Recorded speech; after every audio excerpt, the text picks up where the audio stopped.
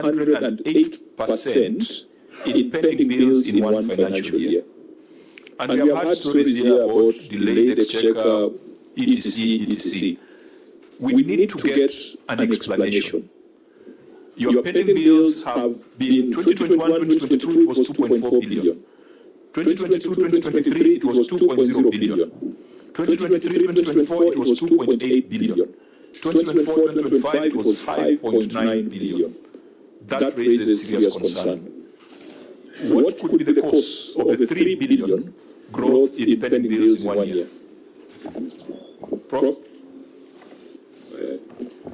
Mr. Chairman, the growth was driven largely by rulings that were delivered in the course of the year by courts against the county government, and also a consent that the county ended with the National Housing Corporation with respect to an estate where amendment had also been in court that the county actually owed the National Housing Corporation, I think the county will confirm, up to 1.1 billion.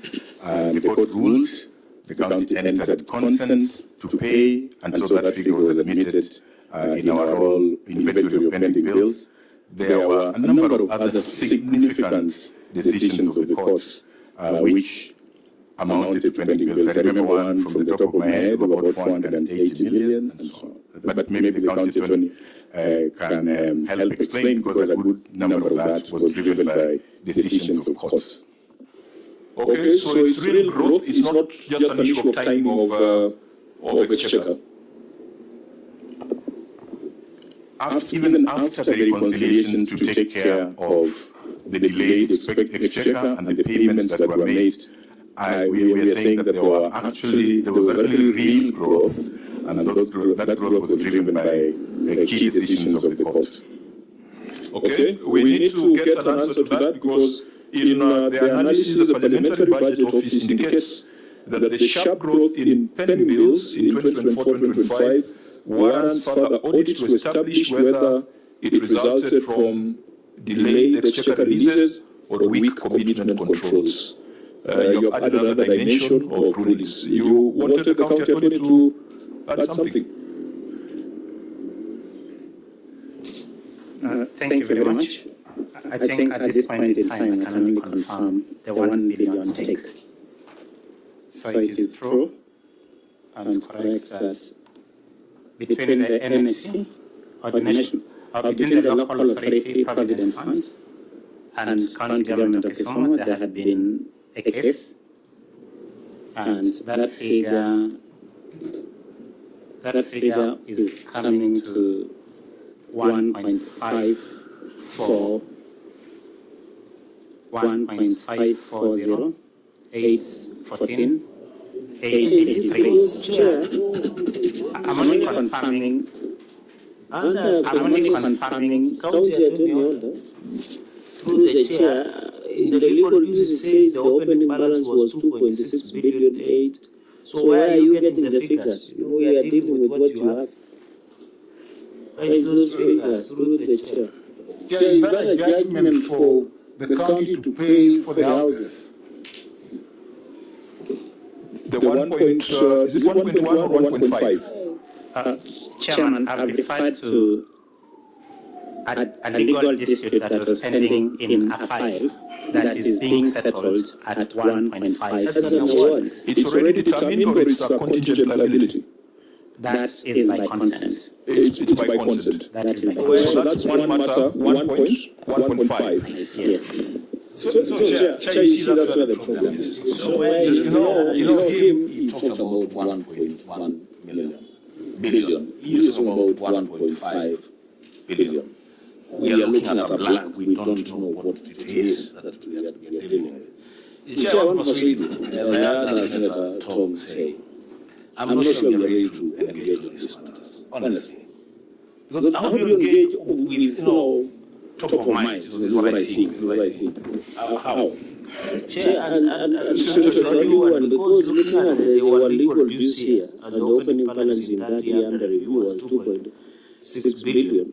So what is the fate of contingent liabilities? Because if there was an award that was given, it should have been taken care by contingent liabilities, and my law lecturer is here in agreement with me, Professor Ojeda.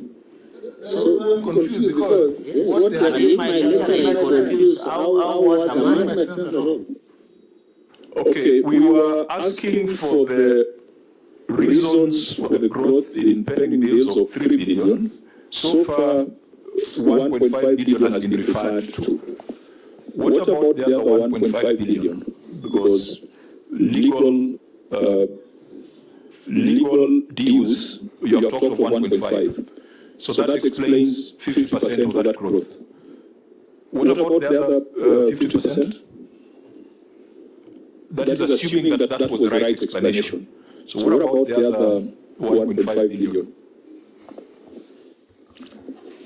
Mr. Chairman, one of the reasons is already one that you read there. When we have late disbursements of exchequer at the end of the financial year from the National Treasury, then what is paid in the new year becomes is considered a pending bill in the year that was closing. But the other thing which is also true is the underperformance of on-source revenue leading to literally funds and unavailability also is responsible for part of those, that rise in pending bills.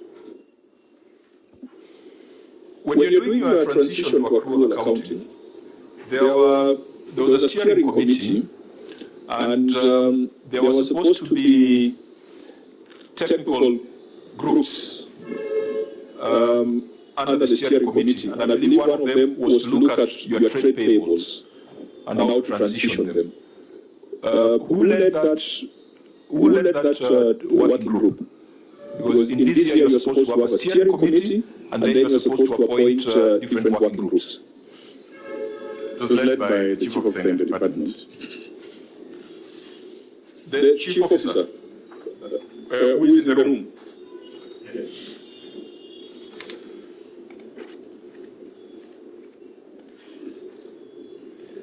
I'm also looking at your Audit and Finance Committee as disclosed in the financial statements, chaired by Mr. Elijah Owino Ngonga, and the 8 members there with very impressive qualifications. Is the chairman of the Audit Committee present, part of the delegation? No, he's not here. I think it's good practice to have them here because this ties very neatly with what they do. Because the reason why I raise that is we are extremely concerned that we don't seem to be keeping a proper inventory of what we owe. And I want to, I know my colleagues are frustrated about the lack of details, but I don't want this to terminate technically. Prof, I think we need to get your views on this, because if at that time, 1 year or 2 years to the end of your tenure, pending bills are rising, consents are being entered into that would cost the county about 1.5 billion, your pending bills is rising faster than your own source revenue, because rising by 3 billion, your own source revenue is much less. We know you to be a person who perhaps sees the forest, does not, well, you can see the trees, but you prefer to see the forest. What is the plan to ensure that on the 10th year of your leadership of Kisumu, the county is not saddled with debt, and that the debt to revenue ratio can go back to what is recommended in the PFM? Mr. Chairman, I think this is feasible. Once you get the report of the discussion today, which I hope we will get very soon, we'll sit down and get your concerns. And we shall then go into the practical duty, practical work, going through what finance has been presented here, and what questions have been raised, which finance has not covered. I think that's very clear. Secondly, I know for certain that we have a problem of revenue and debt. Some of the debt, as you know, are historical. We received them from past regimes. Some of the debt arise as a result of policies of the national government and ourselves, which may increase salaries at a certain point, and you are obliged to pay those salaries without realizing that, actually the revenue that you have cannot meet the demands that you have.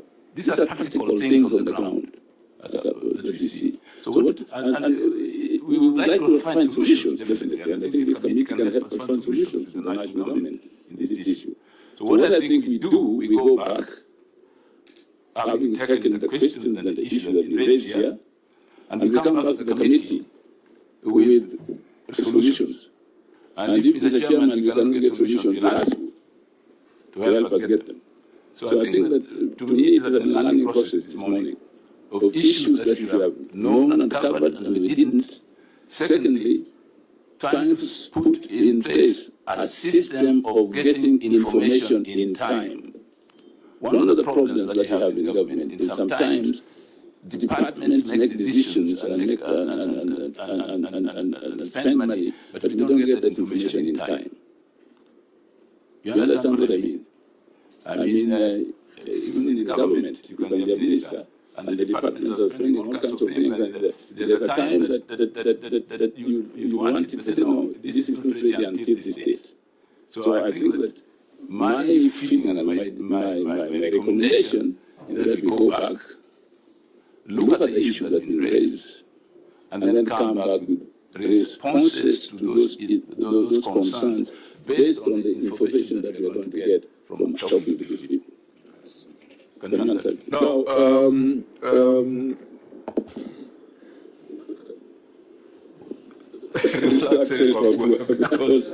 because I can see where you are going. Do you have an idea on what your staff payables are? What you owe to staff? So we talked of legal. What about staff payables? Because it goes back to the starting point of our conversation that the persons who prepare these financial statements did a lousy job. You can't tell on the face of the financial statement what you owe to staff. And members, I think I'm a bit lenient today because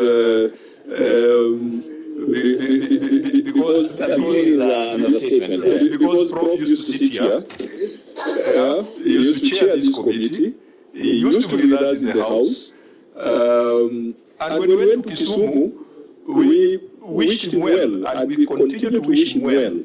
And we must be proactive in terms of our advice. Of course, our recommendations will be as stiff as they are. But we must help him see some things that maybe from where he sits he might not be able to see. How much do you owe to staff out of this 5.9 billion? Can I ask the financial minister to respond? Yes. Thank you, Mr. Chairman. The monies owed to staff we categorize them into two. Some of them are arrears of salaries and statutory deductions that may not have been remitted, that have not been remitted. Historically, that comes to 1.3 billion.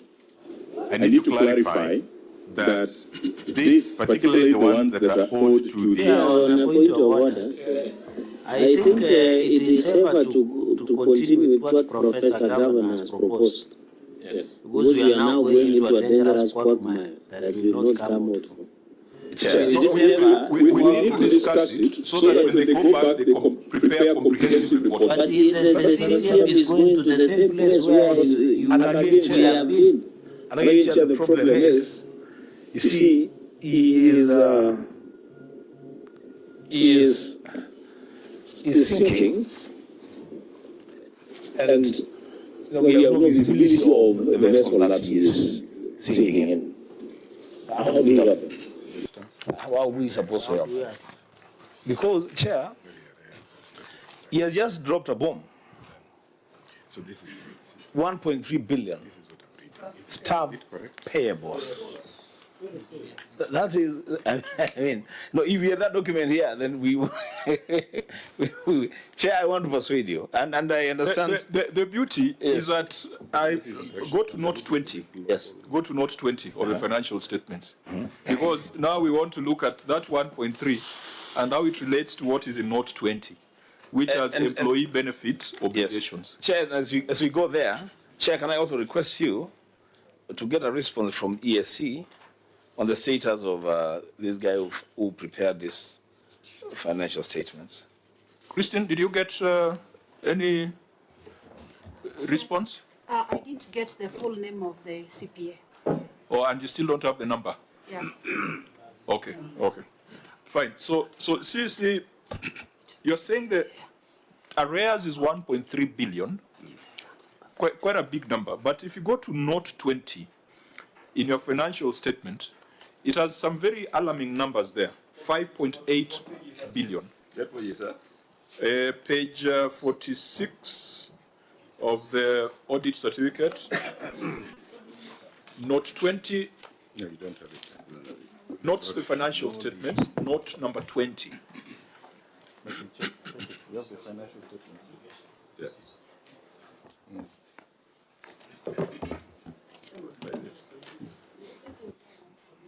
Pencils. Yeah. Use that.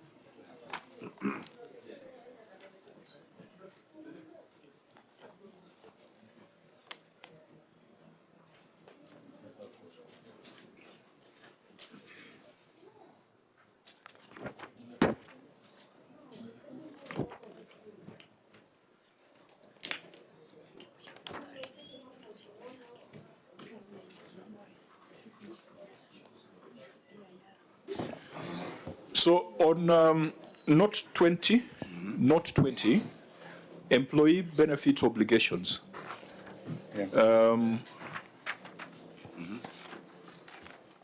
Employees? So we want to tie it with the submission of the 1.3 billion as the outstanding obligation. Are we on it? Yeah, we're saying it. Yes, sure. And Auditor General, I would have expected you to query this particular note because it does not tie with anything else in the financial statements. So under note 20, it indicates that total employee benefit obligation is 5.8 billion. Is that the case?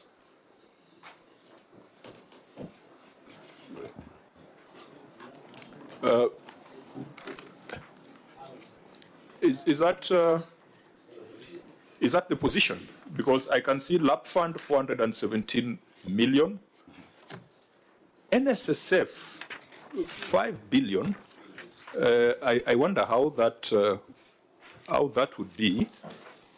NSSF 5 billion, CPF 104.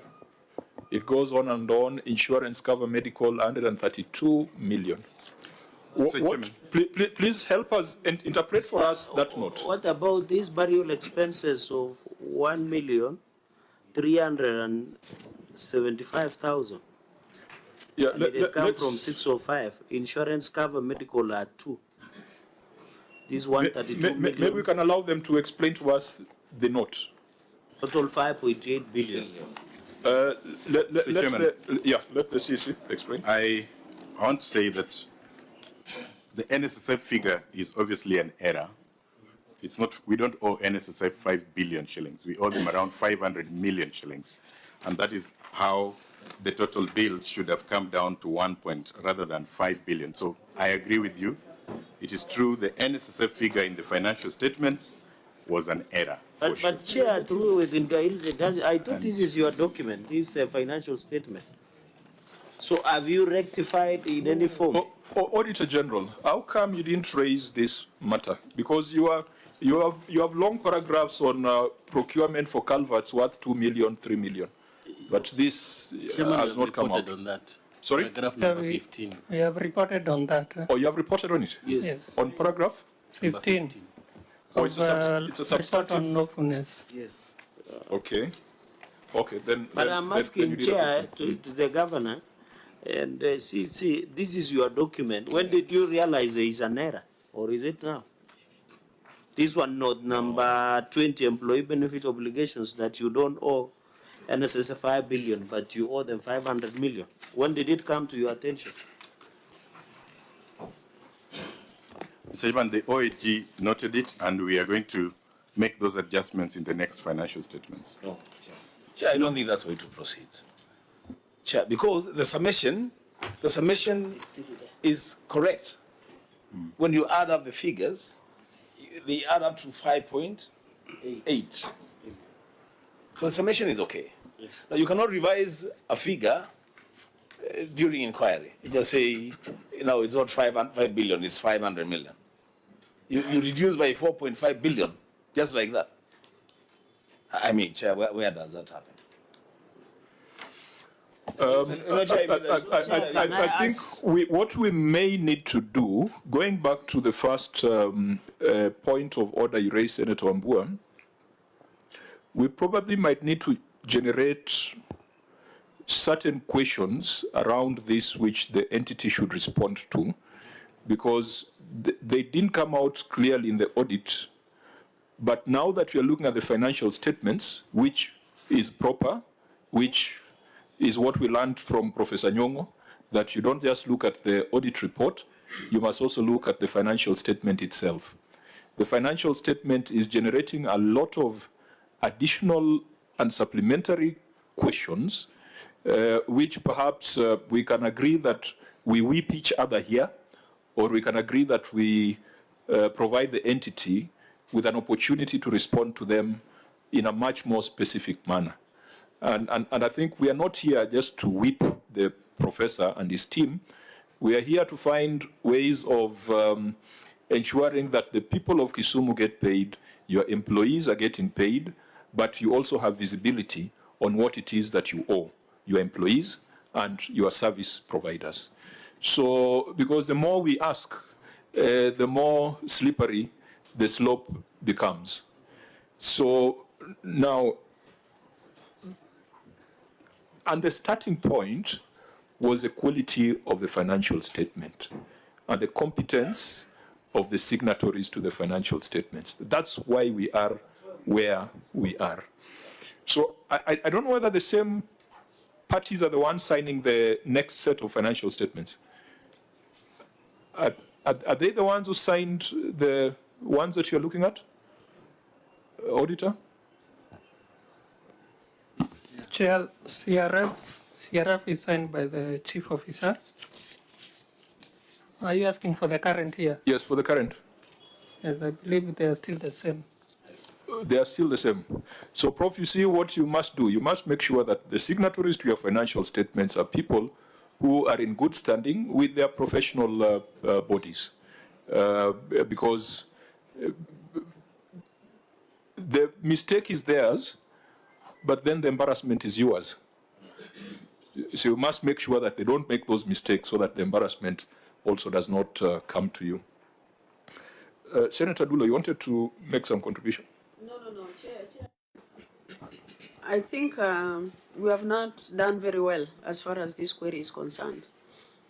And Governor has requested to be given more time so that he can go and look at this properly and give proper response. So I think instead of interrogating further without getting a solution to the problem, we should allow them to go back and sit with the auditors and come up with a proper response so that we can be done with this particular query, because there is huge sums of money involved in this particular matter, which raises a lot of concern. So I think let us give them time. Even the one on court consent is too much for government, 1.5 billion. Yeah? So something needs to be done. Let's allow them to go back and work on it and then give us a response depending on how long you will allow them to do that. Thank you. Yeah, and also consent. I think you remember the Kilifi settlement, which raised more queries when it was tabled before us. Senator Dr. Lelegwe, I don't think you had gone on record. Yeah, please just go on record. Thank you, Chair. My name is Lelegwe Tumbesi, Senator for Samburu, member of the committee. So I think the reason why we are having this problem is that we are moving from the report of the Auditor General to the recommendations of the Senate to implementation status. So there's a gap in there. I think there's some missing information because you are responding to, actually what you did here was to respond to the OAG's recommendation, not to the Senate recommendation. If you are to respond to the Senate recommendation, you would have addressed some of these specific things that are coming up. I think we can give the delegation certain timelines to provide information in the right format, because the Auditor General queried those two notes that we have referred to. Note 17 was not aged, it was not broken down in the proper manner. Note 20 has got inaccuracies in that matter of NSSF, so we are not even able to tell what the exact obligation is that is owed to staff in Kisumu County. So we can clarify our areas where we need to have information for purposes of writing this report, but Auditor General, in the 2025-2026 audit, you must also make sure that you pay special attention to the issues that we have raised. Chair, on LAP fund, I think these are payables to staff who have retired. And the amount involved is 417 million, which is a lot of money that should have actually helped those who have retired. So maybe we need to have an explanation why, up to now, these guys have not been paid, despite deduction from their salaries. Thank you. You want to respond? Proceed. Yeah. Thank you, Mr. Chairman. Just two things. One is what you just said, that we definitely could have a problem because we are responding to the recommendations of the Auditor General and not necessarily the recommendations of the Senate Committee, because we didn't see those recommendations of the Senate Committee. We are responding to the recommendations given to us by the Auditor General. Then secondly is on the issue of LAP fund and the figure and whether people are suffering. Mr. Chairman, if you look at our status implementation report, we are saying that we are still negotiating some waivers with LAP fund, and we are not the only county doing that, because that figure that you see there is not the principal amount owed to the employees. It has interest and penalties. A huge chunk of it is actually interest and penalties. The specific municipalities that were owed by the time of the Transition Authority were just 2. The actual figure is much less than that, but there is a negotiation around, do we have to pay these interest and penalties? So that's what is causing this problem. It's very difficult to reach a conclusion, having agreed that the numbers that are here are also not tying up. Moving from 5 billion to 500 million is not something that you take lightly. So we will provide a detailed questionnaire for your response, but it won't be very far from our recommendations. If you are responding to our recommendations, you would have been able to address these issues. As you have said, you are responding to the OAG's recommendations.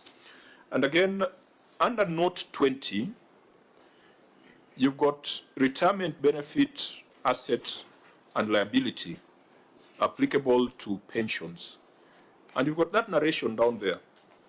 And, when I was reading it, I was asking myself what that was supposed to communicate. Where you say the entity operates a defined benefit scheme for all full-time employees from 1st of July 2024. And then what do you say next? Who is a scheme administrator? Who is a custodian of the scheme? What is the percentage of salary? Are you seeing what I'm seeing? Under retirement benefit, asset or liability, where you are supposed to explain the kind of scheme you have for your full-time employees. You're supposed to disclose your administrators. You're supposed to disclose your custodians. You're supposed to disclose the percentage salary of an employee, the percentage of an employee's salary that is supposed to be deducted and remitted to the scheme.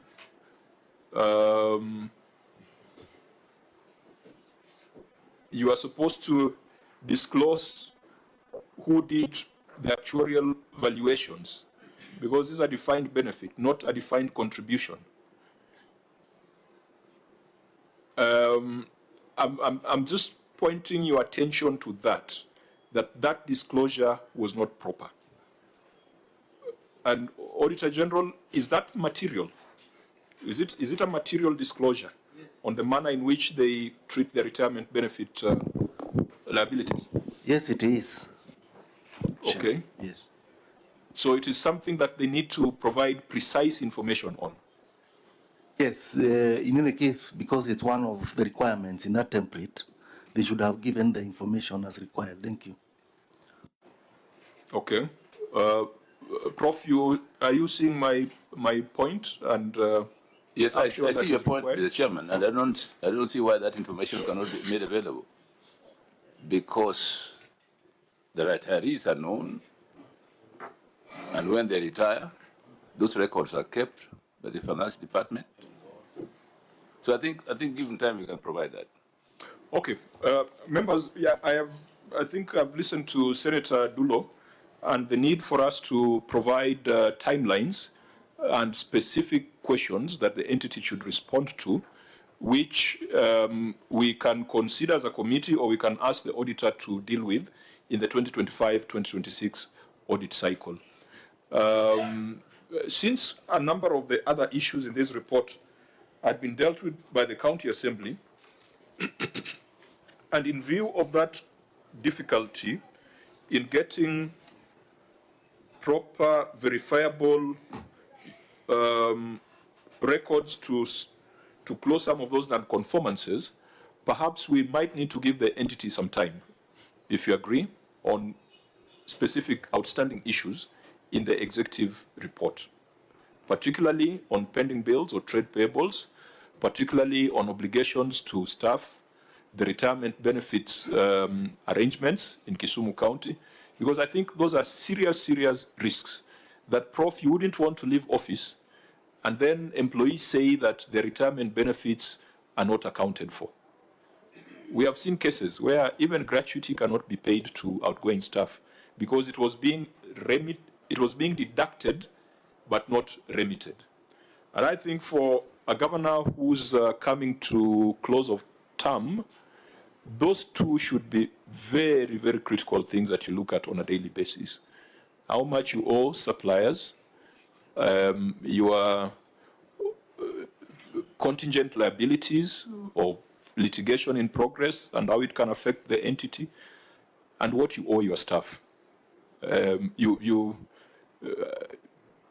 You should not close this financial year without having clarity on that.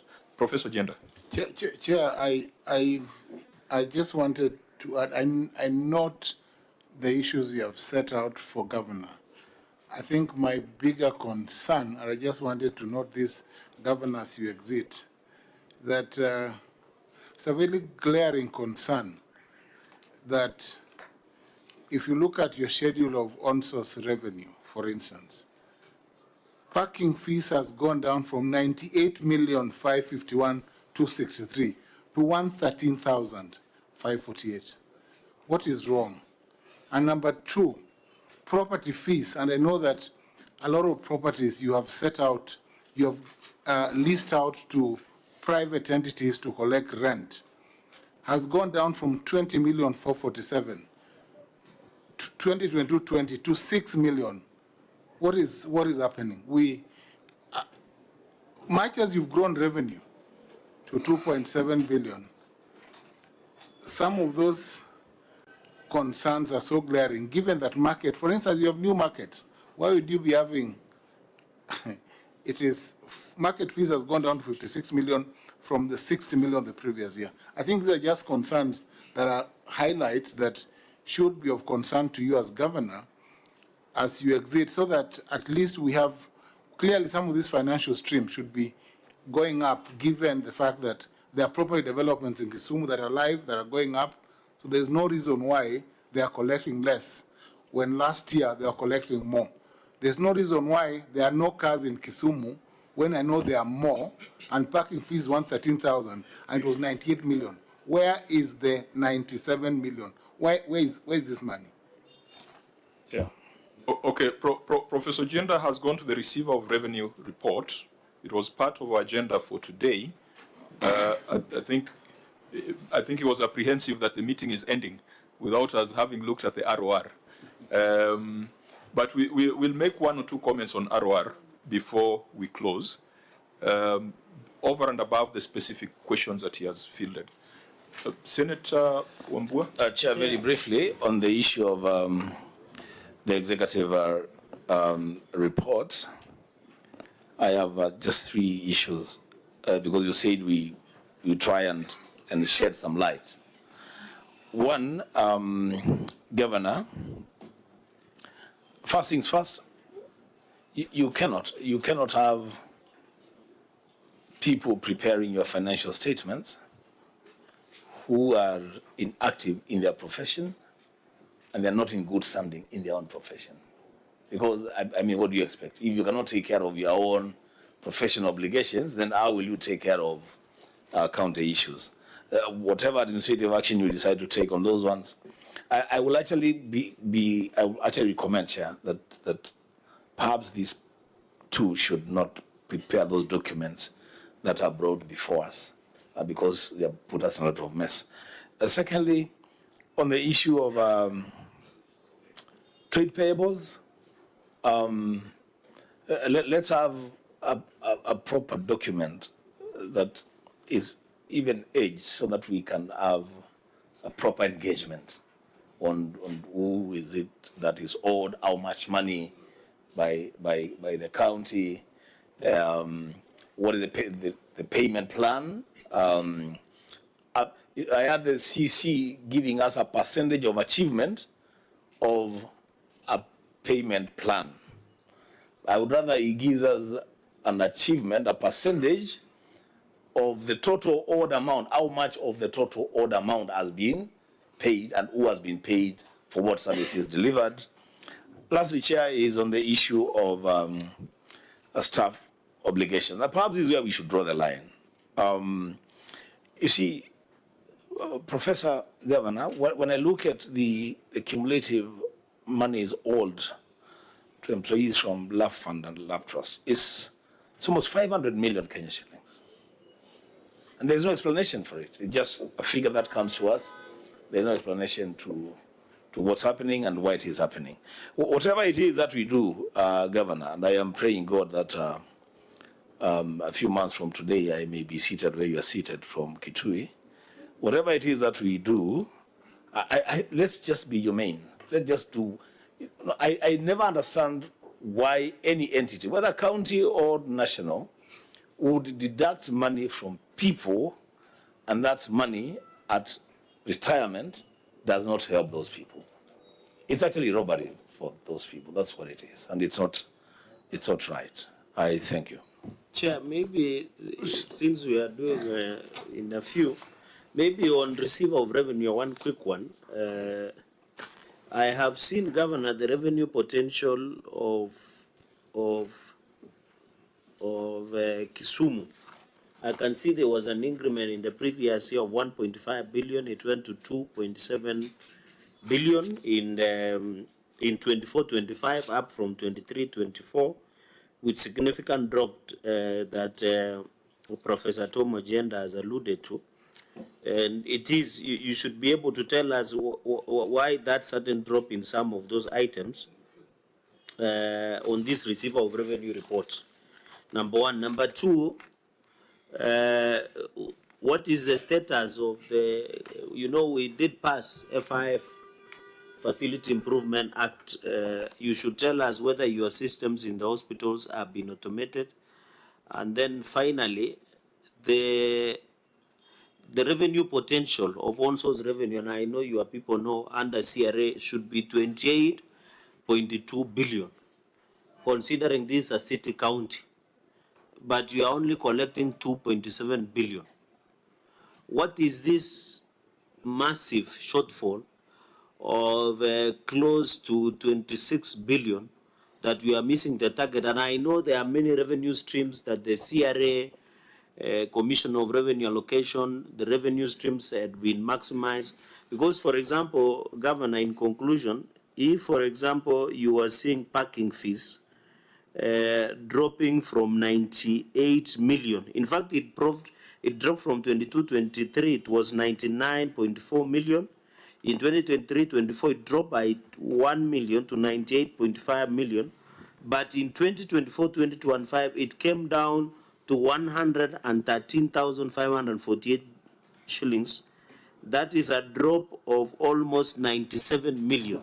Yeah. So in correlation with the biggest figure of 28.2 billion, what do we have to say? Because most of the revenue streams in this year under review have dropped, yet the CRA potential gives you a 28.8 billion. I know they might have overestimated, but the practicability of collecting more than 2.7 billion is very high if all these revenue streams are being properly looked at, and maybe and touch something with FIF. And finally, Chair, because we are on receipt of revenue, there was also the issue of valuation role. What is the status of the valuation role that will assist you to maximize some of these revenue streams so that you can be able to collect more and be able to do some of this payment, including managing whether the wage bill or the trade payables or the pending bills as is known. Chair, and on development expenditure, maybe you can touch something, because I can see you are only doing 17% of development expenditure. What is the basis of this? Because comparing to wage bill, Chair, it stood at 63%, the wage bill, which means there is a significant use on recurrent expenditure. I know under United Nations, through the Chair, human capital has been defined as also part of development. But coming from that, what is the basis of this 63% on the wage bill vis-a-vis 17% on development expenditure?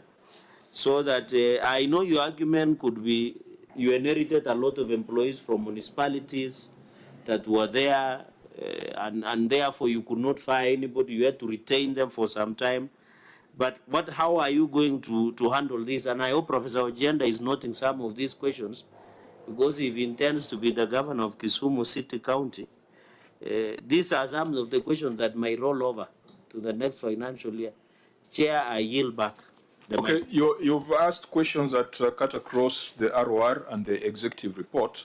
And since Professor Ojenda brought us into the ROR conversation, maybe we start with the ROR ones very quickly. Even though PBO, you want to comment about parking fees as per your analysis? Chair, the parking fees really not dropped. There was a small mistake. Yes, yes. Just clarify that, because it's very alarming. Yes, but I want to bring to the attention of the committee on the selected revenue streams. No, let's deal with that, because so what's the right amount for parking fees? It's supposed to be 113,548,551. There was a small error. Okay, and not 113,000. Yes. Okay, so that clarifies that. So now you can comment on the others. But the Chair, if you look at the budgeted amount and in the next page. So sorry, Professor Ojenda is bringing my attention to property fees. Is that comparison accurate from 20 million? Yes, the other one is correct, yeah. So apart from the parking fees. There's no mistake there? Yes. And the rest of the lines are okay? They are okay. Okay. The only problem we have is the parking fees. The parking fees. Yes, but Chair, if you go to the next page on the performance and the budgeted and actual collection, for example, the parking fees, the county government has budgeted 612 million. But they have collected only 113. So that's a variance and drop and performance of 499 million. Yes. You see, all these are the key revenue streams that really underperformed. Even in market fees, they had projected 355 million, but they collected 56 million, 411,998, missing a target of 298 million, 588,012 from the market fees. Yes. And even looking at the property fees, they had budgeted to collect 63,844,900. They collected 6.1 million, missing by 57.6 million. Yes. Even advertising fee, I thought this is governor, because you had budgeted 400 million, you ended collecting 146 million, missing 253. I thought these are low-hanging fruits, governor, especially advertising. So I think because we need to make a bit of faster progress. Do you have a receiver of revenue? Because all these questions are coming from the report of the receiver of revenue. We do. Do we have the receiver of revenue in a substantive position or in an acting position?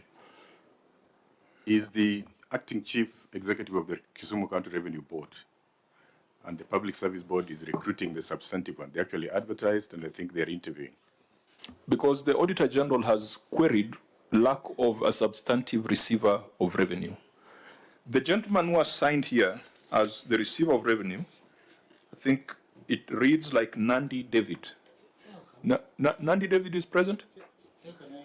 He's here. Chairman, Professor? There was this other, there was the Makobewa-led, was that the one, the receiver of revenue?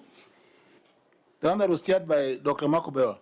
It is the technical staff there. No. Yeah. There was one that was chaired by Dr. Makobewa. What happened to that one? He was chairing an entity, and then he resigned. And there are queries around that. What was that? That is the Kisumu County Revenue Board. And so what happened to that board? What happened to that one, to his resignation? So, Chairman, you need to guide me whether I can take it. No. It's important. Okay. I know I'm asking that do you answer that question. order members? There was a CEO of revenue. Just a minute. We'll be repeating ourselves. I asked whether there is a receiver of revenue. That receiver of revenue is designated by the County Executive Committee member for finance. So the receiver of revenue can designate collectors of revenue. So that's why I asked the question, do you have a receiver of revenue? The answer is yes. And now, Professor has talked about a county revenue board, something like that. Is that a collector or a receiver of revenue? The County Revenue Board is an entity that oversees, so it's basically an oversight over the receiver in a way, because we have a revenue board just like many other counties, and they supervise the secretariat that actually collects the revenue headed by the receiver. So the board is an authority over the receiver. So the person designated as a receiver, is that the CEO of the board? Of the board, is the executive. Is the CEO of the board. Precisely. That's a receiver. But the board resigned. Dr. Makobewa resigned. What was the issue? Around revenue. So, Chairman, I find this very difficult. No, it's not difficult. It's not difficult. It's not difficult. I don't know why Makobewa. Mr. Chairman, let me come in. Okay, Professor Nyong'O, let's allow Professor Nyong'O to respond. Please, Mr. Chairman, somebody who resigns from his work resigns for a reason. That person should say why he resigned, not me. And he did, Mr. Chairman. He wrote a letter because he resigned officially and gave his reasons. He said he was pursuing other interests. Were there queries around the revenue? Mr. Chairman, if there were queries around the revenue in this report or in any other report, including the County Assembly ad hoc committee report on revenue, those are known. I'm not sure those are the reasons Makobewa resigned, beyond what he said in the letter. Now, Waziri, the queries around revenue are here. So, I don't think it is fair to say there were no queries around revenue. They are here. You should have just referred us to the Auditor General's report. Mr. Chairman, what I said was that there are queries around revenue on record, both in this report and also on another report by the County Assembly on revenue. Those are the queries we know. What we are not able to do is to link them to Makobewa's resignation. Fine. Senator Wambua? Just for the information of Waziri, I heard you saying that you are finding it difficult to respond to certain questions. You do not come here for easy questions. The questions here are supposed to be tough. And the questions being asked here are not personal. There's nothing personal here. He's a public servant who exited office in circumstances that this area senator thinks are linked to financial leakages and audit queries. Respond to those questions. Don't take it personal. They should not be easy. Actually, they should be very difficult. Okay, I think that's just a point of advice. Senator Adulo?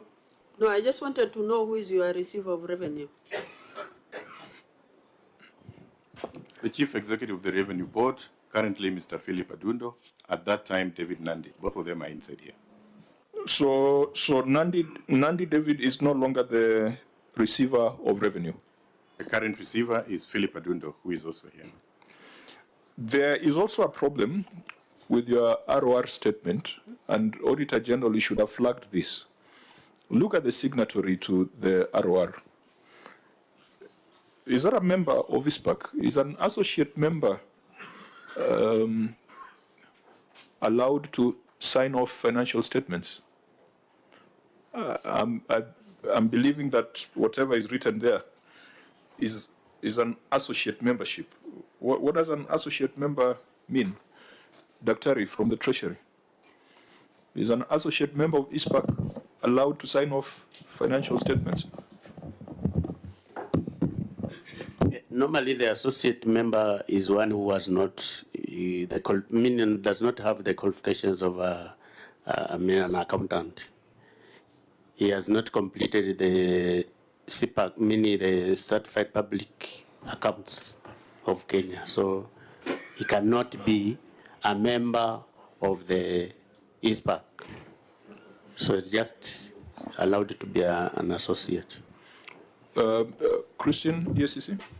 Yes, I have also checked the database of ISPAC, and Maurice Omondi Oyara is not in the database of ISPAC. Where are we having this? Yeah. What is this? So the problems we are having originate from unqualified persons preparing financial statements. And I think, Governor, you have taken note, and I hope you're going to take necessary action. There is an audit going on for 2025-2026. Auditor, please look at the competence of those signing off financial statements. Because if the right people do it, then we'll have fewer audit issues.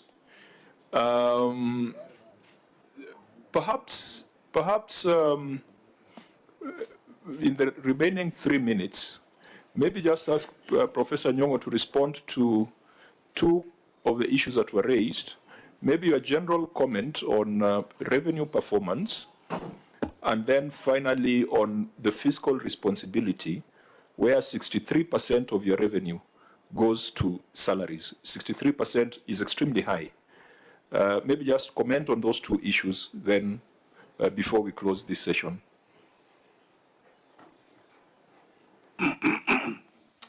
Mr. Chairman, let me first begin by thanking members of this committee for the recommendations they have made out of this statement. Sorry, I have a flu. I think we'll pick them up, definitely. It has been a good discussion. It is good to get people to review what you are doing and see where things go wrong so that you go back and do things right. I think that's very important. Now, 63% of revenue going to what? Mr. Chairman, can you say again? 63% of wages? Yeah, it goes to wages. 63%, obviously the PFM, which you wrote, requires 35%.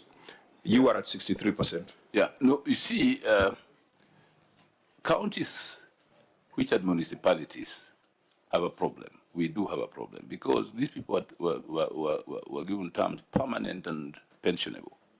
You can't dismiss them. And quite often they're not good performers. So if you want something performed properly by qualified people, you hire. In the end, you find that you have more people in the payroll than you need.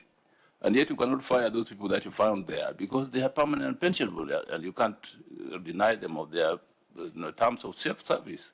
So I think we go through a period where definitely in counties like ours, Mombasa, Nairobi, and so on, where definitely there will be a higher percentage of revenue going to employees than is necessary. Over time, you can weed out employees as they retire or else transfer themselves to other jobs, but you can't fire them, because firing them can take you tremendous court cases that you will pay very highly, as the lawyers here know. So you retain them until they retire. While you retain them, you must bear the burden of a high percentage wages of money going to revenues. That is just a reality. I thought I would hear something about how to fix the problem, so that CC. Thank you, Mr. Chairman. I think His Excellency the Governor has explained part of the sources of the problem, but in fixing the problem in Kisumu, one action that has already been undertaken by the national government is the takeover of Jaramogi Oginga Odinga Teaching and Referral Hospital to become a national government parastatal. That is going to be a relief, because a huge chunk of the wage bill in Kisumu is actually in the health sector, and a huge chunk of it was actually at JOTRH. So the numbers are going to shift for that reason. But Mr. Chairman, there's also something we need to raise here for the attention of this committee in how those figures are computed, 35, 60, and so on. Because if you talk about 63% in the findings of the Auditor General, that is 63% of actual spending in the year, and then the question is whether the fiscal threshold is on the allocation, which is a budget figure. And we have had this discussion with the Auditor General, because they make their finding on the actual spending. The Controller of Budget interprets the allocation on the proposed budget. So I think the calculation needs to be clarified. And finally, Mr.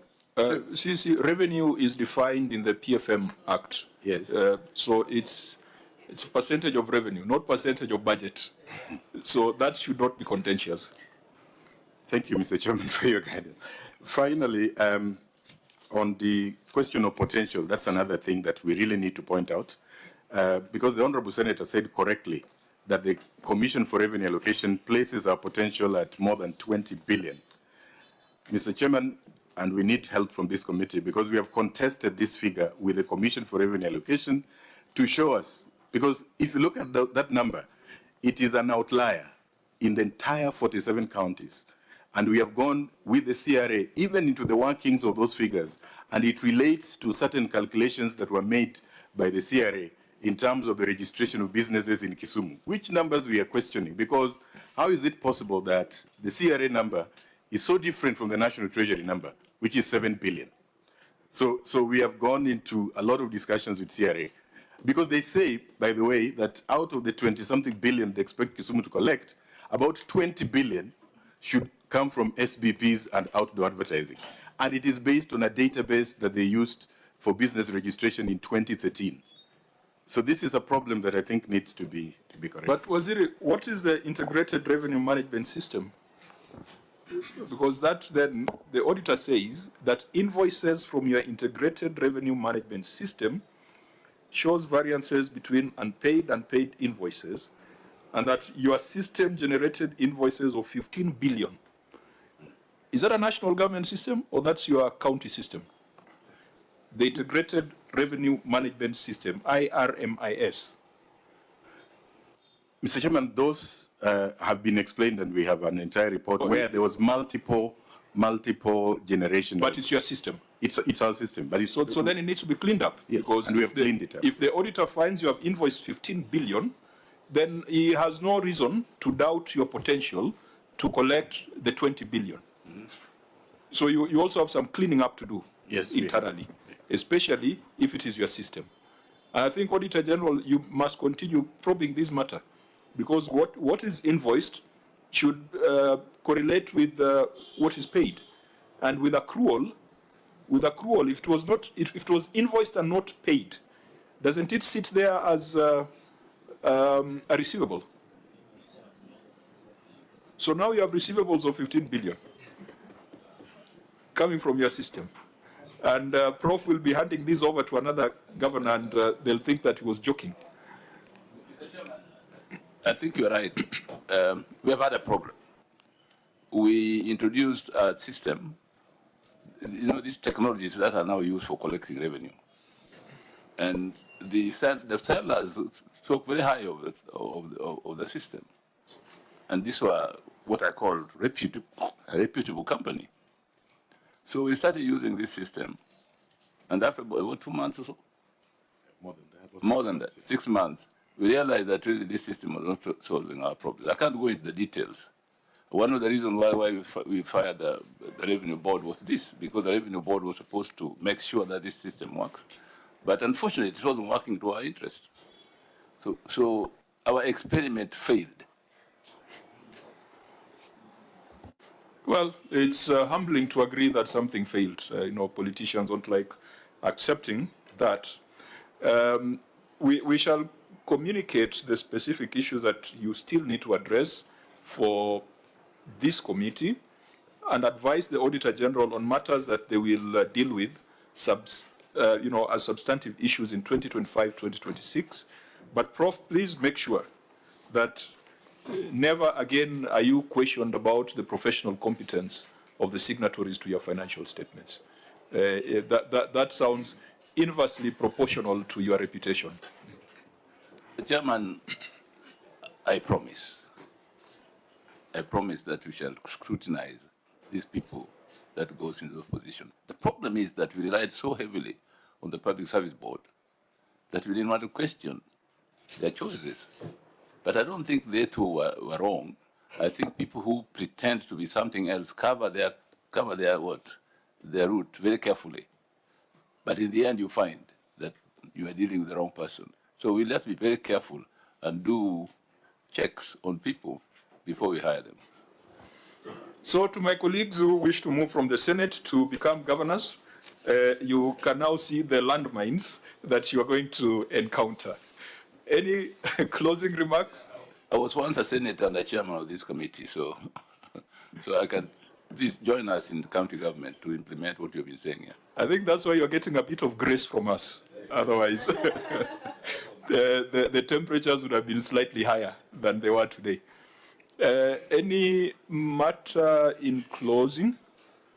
I don't know, Prof, whether you had made your closing remarks? The minister wanted to make some closing remarks on my behalf.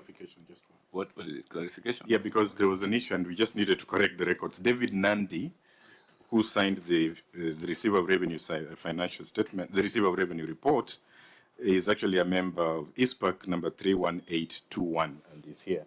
So we just have one staff to deal with. It's not both of them.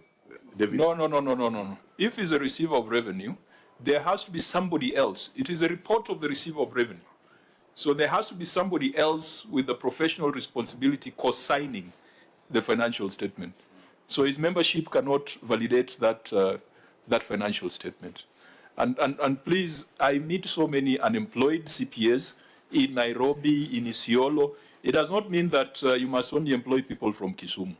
There are enough CPAs in this country to do a proper job. So please, the County Public Service Board, I think someone introduced themselves as the chair of that. It is a bad reflection on the city of Kisumu to have associate members of ISPAC signing off a financial statement of 2 billion Kenya shillings. And since CEC, you talked of Jaramogi Oginga Teaching Referral Hospital moving to national government, how does it affect your 1.9 billion of hospital fees? Because fine, the staff will move, but the revenue will also move. How much of it was coming from Chair, Jaramogi? because this is a house of record, you also need to remind them that last week we dealt with that matter, and the staff have not been migrated to national government payroll. So we're still paying them. You're still paying them? They have migrated. In fact, there was a whole ceremony about that. But there was a delay? Yes. Okay. They have migrated, and when they were migrated, they were very happy. They celebrated. They were led by the CEO. So they migrated, and you're right, Mr. Chairman, that it will have an effect on our revenue, but only on the reported figures. But in the actual operations, that effect is almost zero, because in any case, that money was under FIF, ring-fenced for Jaramogi. So it was not flowing to any other areas of spending. No, of the 1.9 billion, how much was coming from Jaramogi? About 1 billion shillings. About 1 billion Yeah, was shillings. coming from Jaramogi. So nominally, the revenue will fall, but actually in terms of money available for spending in other units of government, there will be no effect because that money was not available to other units in the first instance. That's a technical explanation. Politically, it looks very bad. Politically, it looks very bad because you will then be generating revenue equivalent to Homa Bay County. Yeah. So you guys must figure out a way of managing that communication. We could go on and on, but time will not allow us to go further than this because we still have 3 other meetings, and we shall adjourn the meeting, but the clerk of the Senate will communicate on the information that is required for us to be able to generate a report to the House. County Assembly, we congratulate you for the work you have done. I think you have observed that we are not restricted to the report of the Auditor General. Please also be guided by the financial statements. Ask this kind of questions. Do not allow quacks to prepare financial statements in Kisumu. That's something that you guys can fix at the primary oversight level. Prof, the meeting is adjourned. We wish you safe journey back to Kisumu. Thank you, Mr. Chairman. Members, I request that since it's already 2 o'clock, we just allow the delegation to exit and then we continue into the next meeting. So in terms of clerks, the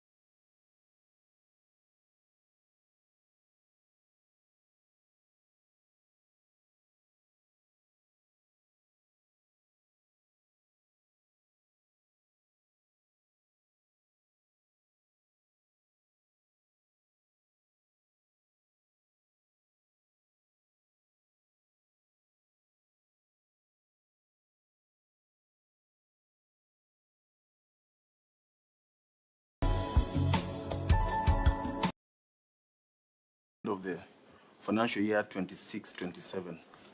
The committee further recommended that pursuant to provisions of Regulation 41, 2, and 3 of the Public Finance Management, County Government Regulations 2015, county governments prepare and submit to the control of budget a payment plan prioritizing payment of pending bills as a first charge on the county revenue fund, failure to which the subsequent quarter releases will not be done. 2, the control of budget takes into consideration the efforts made by a county government to clear inherited pending bills when approving exchequer releases. 3, county governments shall only pay pending bills contained in their respective procurement plans pursuant to Regulation 52 and 3 of the Public Finance Management County Government Regulations. 4, supplementary budgets to county governments are prepared in the third quarter to curb instances of arbitrary reallocations out of the approved budget estimates. 5, county government, in consultation with the control of budget, to provide a budget for completion of all existing projects and that initiation of new projects to cease until completion of the existing projects. The last one, county governments shall conduct public participation when formulating supplementary budgets, failure to which the COP shall not approve supplementary budgets, and the COP and the Senate will monitor compliance and apply sanctions if payment plans are not honored. That was all, Chair. Okay, they sound fairly generic because we didn't have an opportunity for Kisumu to appear before us before we made those recommendations. We would have gone further and made recommendations around aging, because the auditor has indicated that the age of this debt is not clear. But the thing that recurs in that recommendation is a payment plan. Payment plan to be, shared with the control of budget, and it ties to what we are asking. Do you have a payment plan? Have you submitted it to the control of budget? And as per that payment plan, to what extent has this debt reduced or increased? Yeah. On behalf of the Governor, thank you, Mr. Chairman. Let me just take on the questions and the specific way you put them. First of all, the disclosure of the pending bills in terms of aging, under 1 year, 1 to 2 years, 2 to 3 years, and over 3 years has been made, and it is public. It is actually on the County Government of Kisumu website. The numbers are there. It is public information, and we can probably submit it. We can provide it now, but we are required by the Kenya Devolution Support Program 2, as participating counties in KDSP 2, to disclose our pending bills and put it public on the website, and we've done exactly that. No, my request. Why is that information not available? The place where you're supposed to put it is here, in the financial statement, not the website. If you have that information, it is not here, and the Auditor General queried it. These senators have some experience now in looking at that particular note, and we know there's some detail that we usually find there which is missing. So I think it is not enough to tell us it's on the website. If it's not on the financial statement, we cannot take what is on the website. And I think that goes back to the very first question we asked about the competence of the preparers of the financial statement. If you have it, maybe someone can just produce it so that we see whether it explains implementation of a payment plan. But you started with a very dangerous statement. I thought you were going to tell us about your payment plan. Chair, again, how many Kisumu people can access the website? Because most of these counties, if you look at the website, it's not even there. Yeah? So since you don't take us that route, it's going to lead into problems. Let's go to, do you have a payment plan? Yes. Can if it is on the website and the payment plan, can he adjourn and print it if it is actually there? Or can he task one of his people there to print it and present it now because the website is live? The challenge will be to take evidence that the Auditor General has not looked at, and we try to make sense out of it in this session. Mr. Chairman, on the payment plan, I think I could say so because the control budget is here. and the payment plan, just like read in the recommendations, the payment plan was submitted to the controller budget, and it is what we have been using to pay. So where is it? Chair, it was a recommendation by this committee. It's a query by the Office of the General. Why is not part of your bundle? Why? And how much have you paid so far? It's as simple as that. Actually, that is the question that you need to respond to. How you have a payment plan, you have given it to the controller budget. What is the net position right now? And who are these people, including, because even in note number 17 trade and other payables, there is a note or note number 7 that the trade payables of figure 4 billion 074,203 excludes payables currently undergoing verification. So who are they? Because this is your financial statements is you generate. So this is your document. So who are they? Okay, so Governor, before you get to that question, yes, just tell us your payment plan as implemented, has it resulted into a reduction of this figure from 5.9 billion to a different figure, or it remains the same? Thank you, Mr. Chairman. The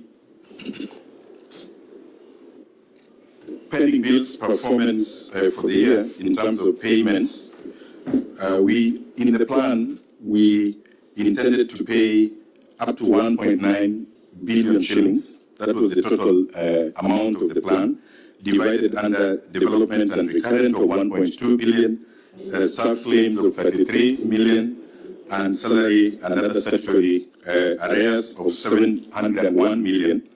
The actual payments made came to, sorry, Mr. Chairman, I think I mixed them up a bit. The action plan had a total value of 2.5 billion. I'm sorry about that. The actual payments are the figure that I've read. He's reading from somewhere. Can you refer us? He's reading from somewhere. Because we had said, Mr. Chairman, that this information will be given to Order, CC, let me guide you. Let's allow him to give us an account of that current status, and then from there we demand evidence to it. Because remember, so that we don't sound too technical and too accountant-like, this 5.9 billion is owed to a woman or a man somewhere. So we must speak to it. We must speak to it from that perspective before we go to the technicalities. Because you see, Chair, the reason I'm asking that is because I can see him reading a document, quoting figures to the cent. And I'm saying, let's work with him. Let him tell us where he's reading from. We have the document that he has given us here. Where is he reading from? Is that an internal document, or is it something that has been subjected to scrutiny by auditors, both either internal or external?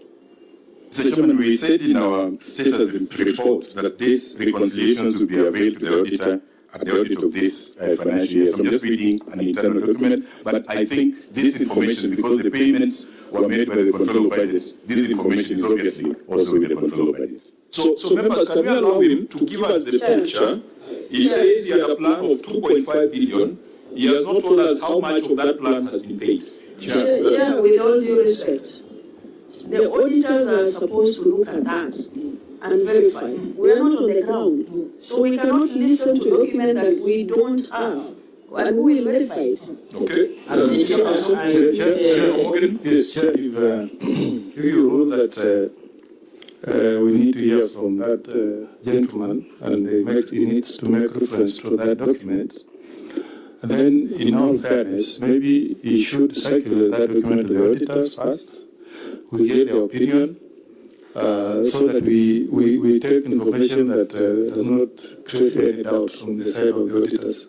Otherwise, it will be very unfair to allow him to refer to a document that does not have, the comfort of the auditors. Chair. So if you want them to refer, then let them pass the document to the auditors, then we can be on the same page. Okay, so members, we have two steps in this.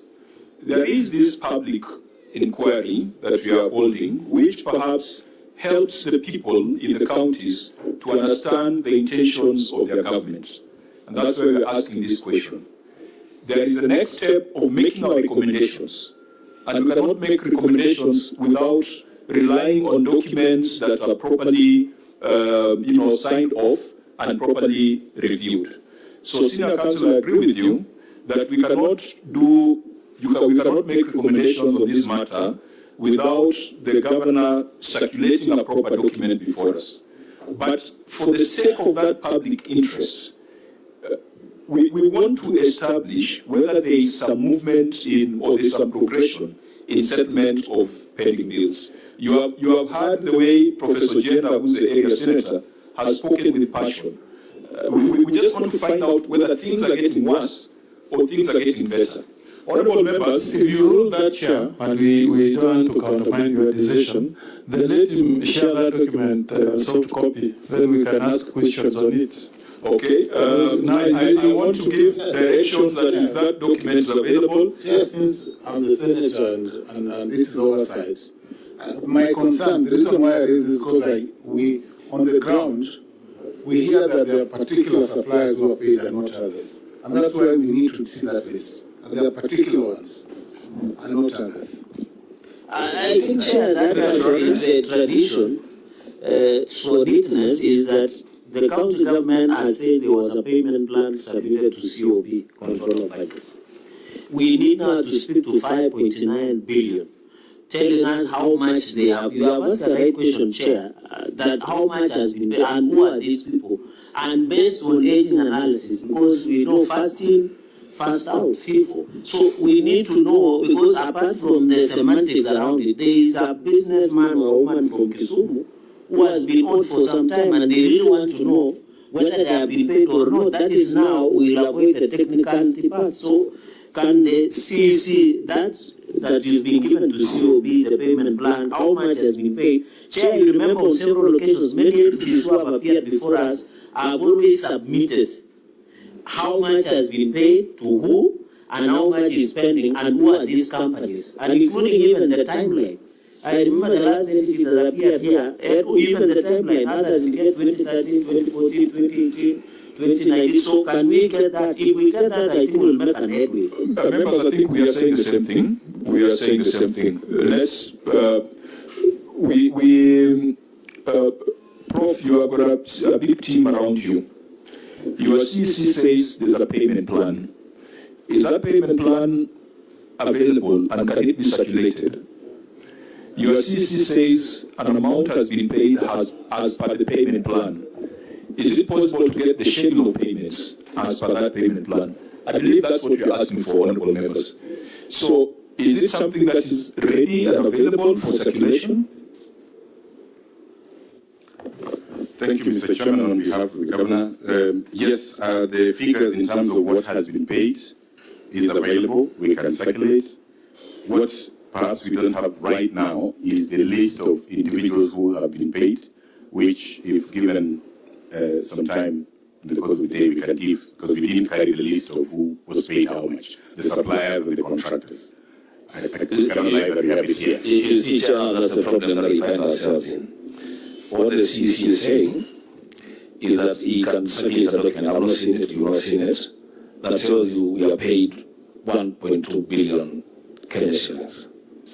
But it doesn't have the detail of Ojiena was paid, not from Ojiena was paid 10 million, Omani was paid, Wambua was paid this much. What is the value of that document, Chair? Secondly, remember, he has said it on record that that document has been submitted to the auditor. So who will have verified that document for us so that we can rely on that document to interrogate the implementation status? Chair, you find us in a very awkward situation, but I am known you to be a very wise man. You must find a way of getting us out of this. I'd like us to make progress. So, the question, the CC doesn't want to say how much he has paid, because as per the implementation status, we are interested where genuine pending bills or trade payables have been made and settled. So can you say how much and maybe specific entities? But Chair, looking from what the CC is not admitting, I don't think we'll make any headway the way because there is no evidence.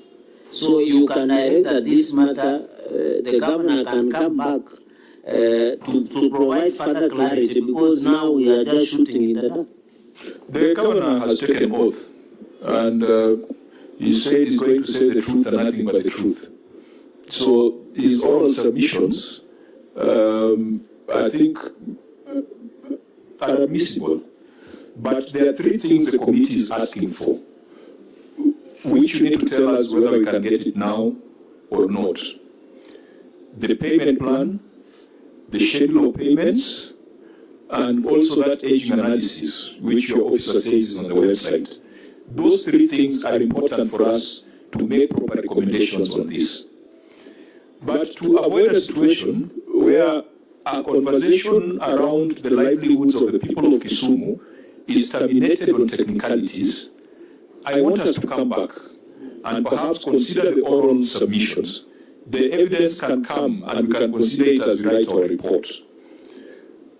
But speaking on behalf of the people owed 5.9 billion, CC, you were explaining something about your payment plan, that you had planned to pay 2.5 billion.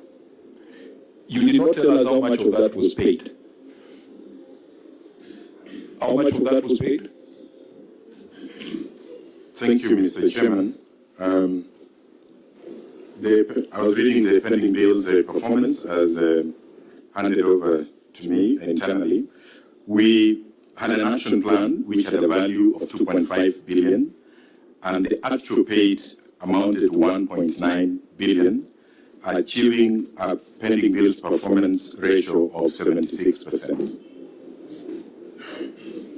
Now, of the 1.9 billion, now that we are saying we can take your oral submission for now, just for the sake of the public interest,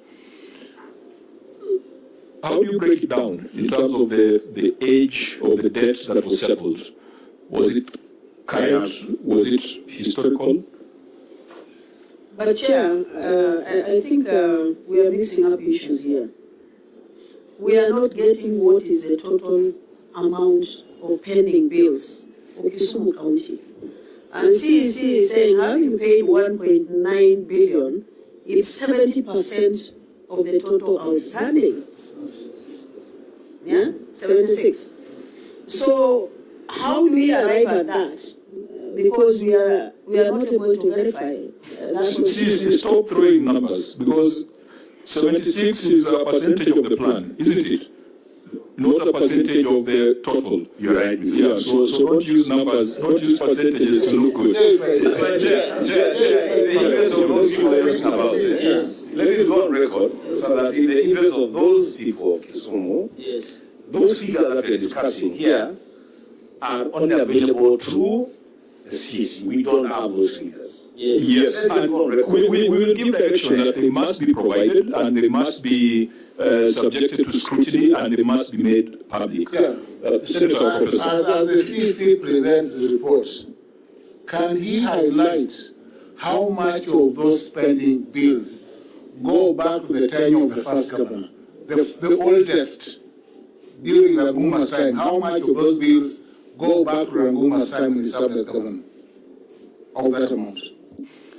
Yeah, I think it's the same question I asked around the age of the settled debt. Do you have that? Are you able to respond on that? Mr. Chairman, the classification that I have in terms of the actual payments of 1.9 billion is only on the development recurrent staff and salary, but I can get the data on the age. It's not aged. It's not age. Now, members, the reason why this is an important conversation is that the analysis by the Parliamentary Budget Office indicates that, and PBO, I'm seeing a slight variation in the numbers here, 2024-2025, I'm seeing 5.7 billion. Where do you get that number from? From the auditor report. Not 5.944. No, Chair, that was the pen bill. And not the pen with the weight bill.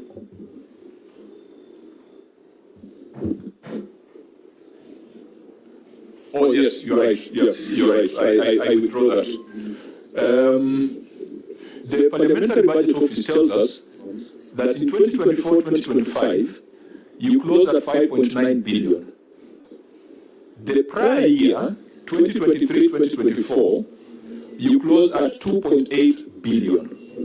So there was a growth of 3 billion in pending bills in one financial year. And I know my colleagues will ask for evidence to support your claims, but we need to understand what led to this huge spike of 108% in pending bills in one financial year. And we have had stories here about delayed exchequer, etc. We need to get an explanation. Your pending bills have been 2021-2022, it was 2.4 billion. 2022-2023, it was 2.0 billion. 2023-2024, it was 2.8 billion. 2024-2025, it was 5.9 billion. That raises serious concern. What could be the cause of the 3 billion growth in pending bills in 1 year? Prof?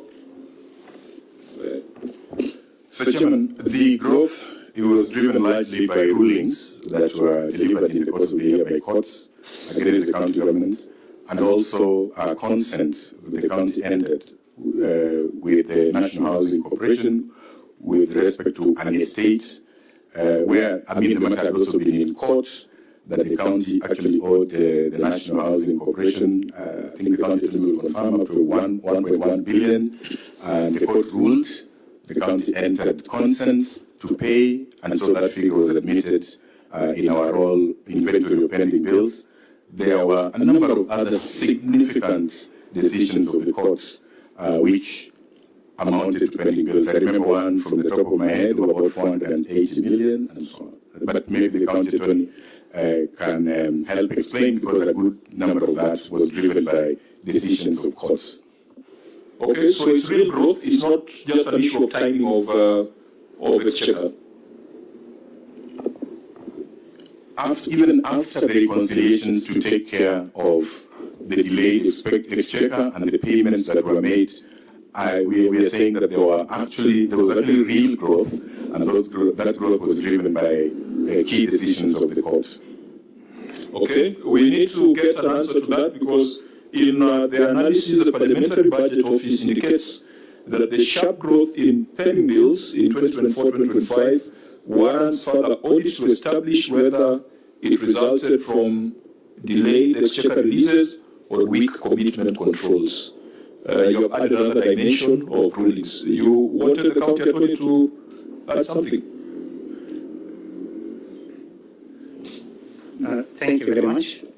I think at this point in time, I can only confirm the 1 billion stake.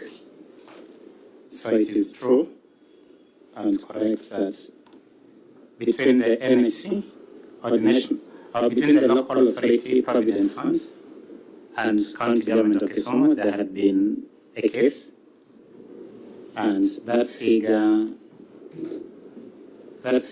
is coming to 1.540 814 883. I'm only confirming.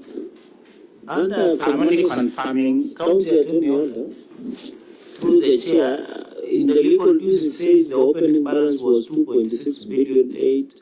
So where are you getting the figures? We are dealing with what you have. Where is those figures through the chair? Chair, is that a judgment for the county to pay for the houses? The 1. Is it 1.1 or 1.5? Chairman, I've referred to a legal dispute that was pending in a file that is being settled at 1.5 billion. It's already determined, or it's a contingent liability? That is by consent. It's by consent. That is by consent. So that's one matter, 1.5. Yes. So Chair, you see that's where the problem is. So where is he talked about 1.1 billion. He is about 1.5 billion. we are looking at a blank. We don't know what it is that we are dealing with. Chair, I want to persuade you, as I heard Senator Tom say, I'm not sure we are ready to engage on these matters, honestly. Because how do you engage with, top of mind? So this is what I think. How? Chair, and Senator and because looking at our legal dues here and the opening balance in that year under review was 2.6 billion. So what is the fate of contingent liabilities? Because if there was an award that was given, it should have been taken care by contingent liabilities, and my law lecturer is here in agreement with me, Professor Ojeda. So I'm confused because yes, and if my lecturer is confused, how was I? Okay, we were asking for the reasons for the growth in pending bills of 3 billion. So far, 1.5 billion has been referred to. What about the other 1.5 billion? Because legal dues, you have talked of 1.5. So that explains 50% of that growth. What about the other 50%? That is assuming that that was the right explanation. So what about the other 1.5 billion? Mr. Chairman, one of the reasons is already one that you've read there. When we have late disbursements of exchequer at the end of the financial year from the National Treasury, then what is paid in the new year becomes is considered a pending bill in the year that was closing. But the other thing which is also true is the underperformance of on-source revenue leading to literally funds unavailability also is responsible for part of those, that rise in pending bills. When you're doing your transition to accrual accounting, there was a steering committee, and there was supposed to be technical groups under the steering committee, and I believe one of them was to look at your trade payables and how to transition them. Who led that working group? Because in this year you're supposed to have a steering committee, and then you're supposed to appoint different working groups. It was led by the Chief Officer in the department. The Chief Officer, who is in the room? Yes.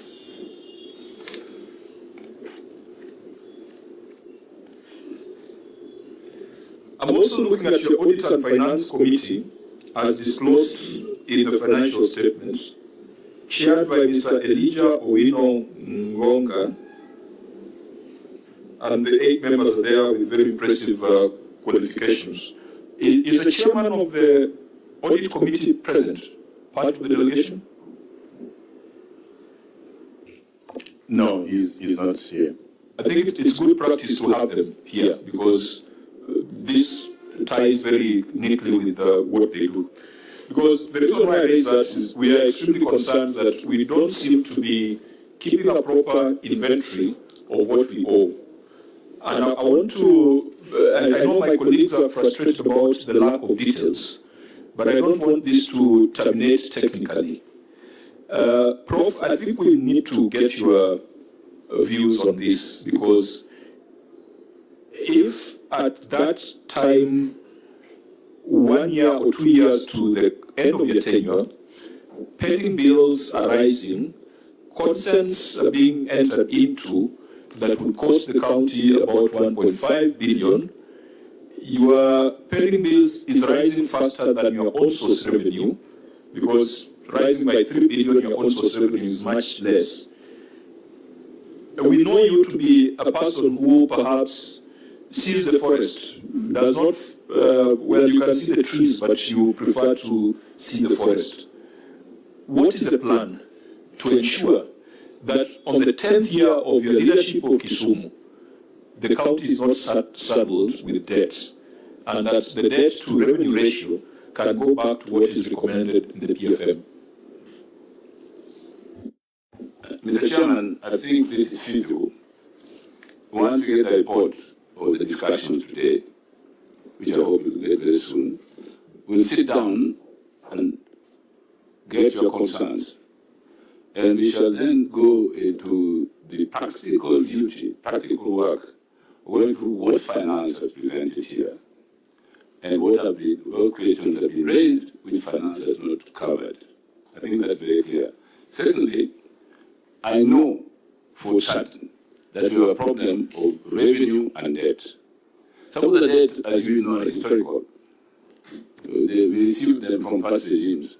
Some of the debt arise as a result of policies of the national government and ourselves, which may increase salaries at a certain point, and we are obliged to pay those salaries without realizing that, while realizing that actually the revenue that you have cannot meet the demands that you have. These are practical things on the ground that we see. So what, and we would like to find solutions, definitely, and I think this committee can help us find solutions in the national government in this issue. So what I think we do, we go back, having taken the questions and the issues that have been raised here, and we come back to the committee with solutions. And if, Mr. Chairman, we cannot get solutions, we'll ask you to help us get them. So I think that, to me, it's a learning process this morning of issues that we should have known and covered and we didn't. Secondly, trying to put in place a system of getting information in time. One of the problems that you have in government is sometimes departments make decisions and make and spend money, but we don't get that information in time. You understand what I mean? I mean, even in government, you can be a minister, and the departments are spending all kinds of things, and there's a time that you want it, but say, no, this is not ready until this date. So I think that my feeling and my recommendation is that we go back, look at the issues that have been raised, and then come back with responses to those concerns based on the information that we are going to get from talking to these people. Can you answer? Now,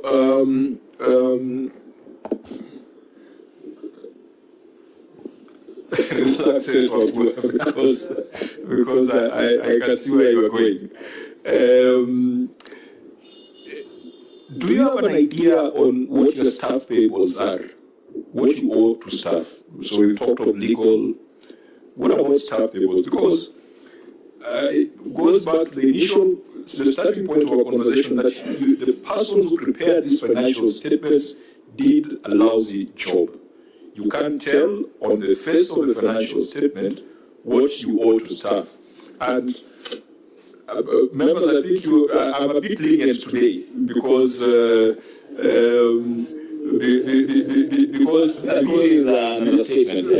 Prof used to sit here, he used to chair this committee, he used to be with us in the House, and when we went to Kisumu, we wished him well, and we continue to wish him well, and we must be proactive in terms of our advice. Of course, our recommendations will be as stiff as they are, but we must help him see some things that maybe from where he sits he might not be able to see. How much do you owe to staff out of this 5.9 billion? Can I ask the finance minister to respond? Yes. Thank you, Mr. Chairman. The monies owed to staff we categorize them into two. Some of them are arrears of salaries and statutory deductions that may not have been remitted, that have not been remitted. Historically, that comes to 1.3 billion. I need to clarify that these, particularly the ones that are owed to the... On a point of order, I think it is safer to continue with what Professor Governor has proposed.